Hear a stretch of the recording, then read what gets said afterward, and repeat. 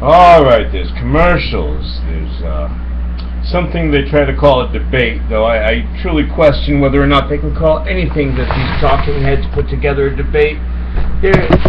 They really don't know what they're doing. I'm talking about the talking heads themselves. They're truly missing the point. They lead us in the wrong direction. Anyway, the TV talking head on this particular show, he knew he was allowing Chris the Tongue Young to slobber all over, hopefully, who will be the mayor of Providence, a man with great ideas.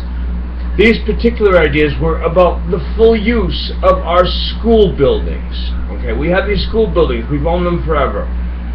Mr. Alorza had an idea about fully utilizing the school buildings. I thought they were great ideas. It's complex, but he was beginning the discussion. All Chris the Tongue can say is blah blah blah blah blah blah. Shut up, Chris. Make your argument against it and move on.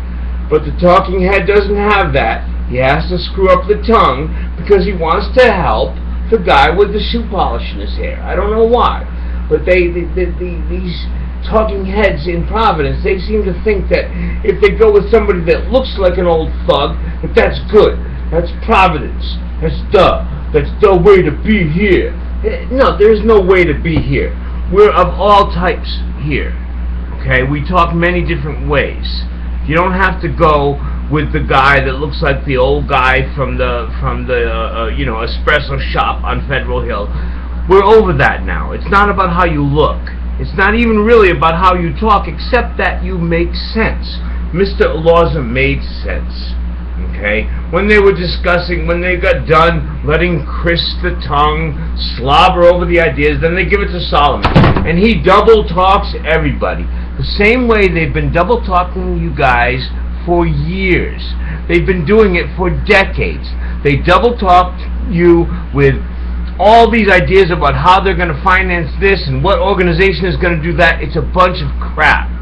Okay? What we need a mayor to do is to look at big ideas, okay, and to manage these big ideas by hiring people, maybe people like Mr. Solomon, people that are interested in putting their time in under supervision. And now we have computers, so we're going to know what you're doing, Mr. Solomon. We're going to keep an eye on people like you who have both an interest and maybe some knowledge about the city. But your ideas are too small. Your thoughts are maybe too small. Maybe your brain is too small. That's not for me to decide.